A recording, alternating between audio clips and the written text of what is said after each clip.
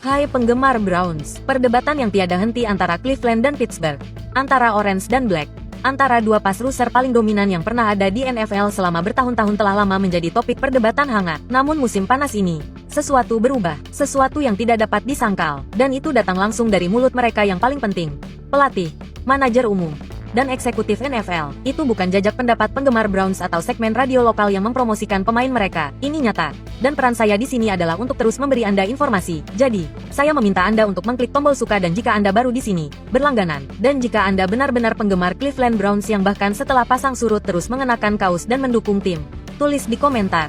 Saya penggemar Browns sepenuhnya. Sekarang, mari kita langsung ke intinya. Peringkat Edge Rusher ESPN 2024 telah dirilis.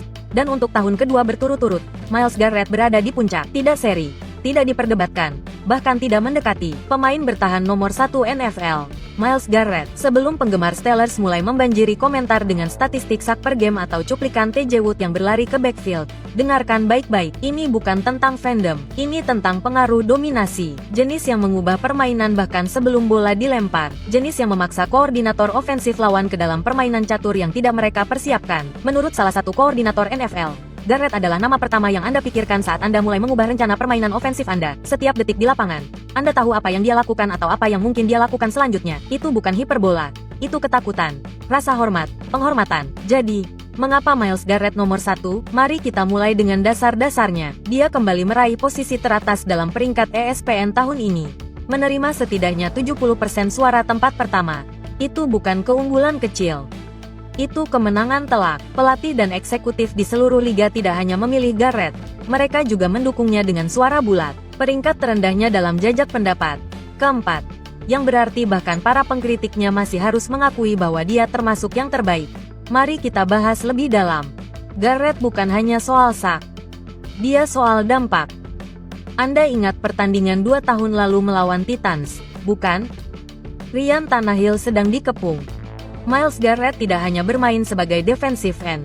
Dia adalah hantu yang menghantui setiap inci garis ofensif. Satu saat dia berbaris di kiri, saat berikutnya dia di kanan. Dan apa yang dilakukan Tennessee? Mereka mengejarnya. Secara harfiah, tight end itu mengikuti setiap gerakan Garrett seperti bayangan. Itu menjadi sangat membingungkan. Mereka harus menghabiskan waktu istirahat. Garrett membuat mereka kewalahan. Itu bukan sesuatu yang Anda lihat dalam statistik. Tetapi setiap pelatih ofensif di NFL melihatnya dan mereka tidak melupakannya. Itulah mengapa ini bukan hanya tentang produksi mentah. Tentu saja, TJ Watt telah menjalani musim yang luar biasa dengan sack. Tidak ada yang menyangkalnya. Dia adalah calon Hall of Famer. Tetapi perbedaannya di sini adalah bagaimana setiap pemain memaksa lawan untuk beradaptasi. Apa yang menakutkan saat permainan dimulai? Garrett, dia membuat tim lawan takut bahkan sebelum mereka muncul. Dan jika Anda masih menginginkan angka, mari kita berikan angka kepada Anda. Kecepatan Garrett. Gerakan eksplosif pertama dari garis. Tercatat pada 0,70 detik. Itu adalah yang tercepat di antara semua edge rusher dengan setidaknya 200 pass rush. Itu menghasilkan 40 tekanan cepat. Tekanan yang terjadi dalam waktu 2,5 detik setelah snap. Menempati peringkat kedua di liga. Dia tidak hanya cepat. Dia ahli dalam operan. Dia telah berevolusi. Dan seorang pelatih bahkan mengatakannya. Dulu tackle yang bagus bisa memberinya masalah. Tetapi sekarang sudah jarang terjadi. Dia lebih konsisten dalam melakukan tekanan operan. Itulah bagian terakhir. Konsistensi. Perkembangan. Myles Garrett bukan hanya pemain yang paling ditakuti di posisinya. Dia masih terus berkembang. Sekarang, bagaimana dengan TJ? Apa? Jujur saja, orang itu aneh. Peringkat tertingginya dalam jajak pendapat ESPN yang sama adalah nomor 1. Peringkat terendahnya adalah ketiga. Dia adalah standar emas bagi sebagian orang. Termasuk seorang pelatih pertahanan AFC yang berkata, apa yang bisa melakukan segalanya? Tetapi itulah masalahnya. Mereka tidak memainkan peran yang sama. Secara teknis, apa itu outside linebacker? Dia berbaris di atas tackle kanan. Dia turun ke area pertahanan. Dia bermain di ruang kosong. Garrett, dia seorang pengumpan murni. Tetapi cukup fleksibel untuk bermain bahkan sebagai nose tackle jika dibutuhkan. Mereka memengaruhi permainan secara berbeda. Apa yang lebih penting? Intersepsi. Fumble yang dipaksakan. Itu bagian dari posisinya. Tetapi itu bukan untuk menjatuhkan Garrett. Itu hanya sifat dari peran mereka. Anda tidak akan mencela Garrett karena tidak mengambil bola saat dia menerobos celah mereka seperti apel dan jeruk. Keduanya elit.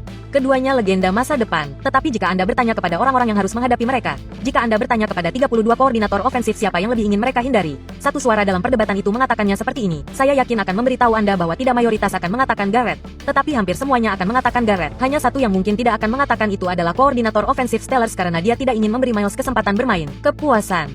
Dan itulah intinya. Rasa hormat. Bukan sensasi, bukan sorotan, tetapi rasa hormat yang sungguh-sungguh diperoleh dari para pemikir sepak bola yang tidak bisa tidur setiap minggu karena berusaha menyusun rencana permainan di sekitar nomor 95 dengan warna coklat dan oranye. Rasa hormat itu tidak datang dengan mudah, dan ketika Anda mendapatkannya, itu berarti sesuatu. Sekarang, saya ingin mendengar dari Anda, apakah Anda yakin Garrett layak menduduki posisi teratas? Atau menurut Anda apa yang masih layak? Sampaikan pendapat Anda di kolom komentar. Dan seiring perdebatan ini berlanjut ke musim berikutnya, ini bukan lagi sekadar persaingan antara kota atau basis penggemar. Ini adalah cerminan bagaimana NFL melihat dua kekuatan yang paling mengganggu.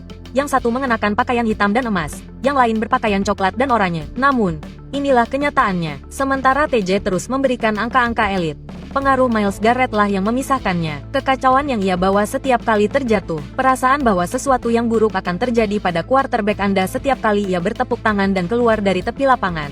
Ini berbeda. Ini lebih berat. Ini membuat para pelatih meraih tums di babak pertama. Dan dengarkan.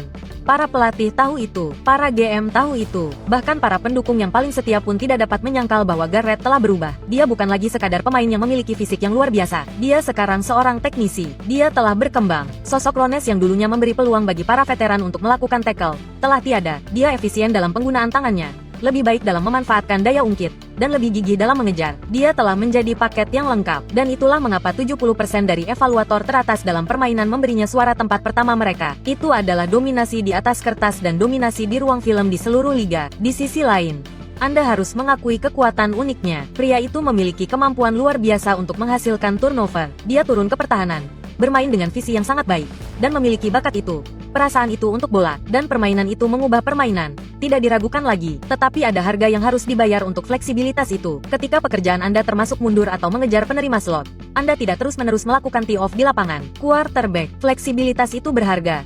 Tetapi itu juga alasan mengapa Garrett, yang terkunci dalam membongkar kantong, lebih sering menyebabkan tekanan langsung. Dan jangan abaikan gambaran yang lebih luas. Pertahanan Steelers secara konsisten diminta untuk menyelamatkan serangan yang sedang berjuang, terutama selama beberapa tahun terakhir dengan pergantian quarterback yang konstan dan kurangnya ritme. Efektivitas Watt mungkin telah menurun sebagai hasilnya. Seorang pelatih mengatakannya dengan jelas. Saya pikir dia sedikit lelah. Saya pikir mereka hanya lelah. Itu bukan penghinaan terhadap apapun. Itu adalah cerminan betapa sulitnya membawa tim minggu demi minggu, musim demi musim. Sementara itu, di Cleveland, Garrett telah menjadi jangkar pertahanan yang matang di sekelilingnya. Kepemimpinannya, dampaknya, dan teladannya menjadi acuan.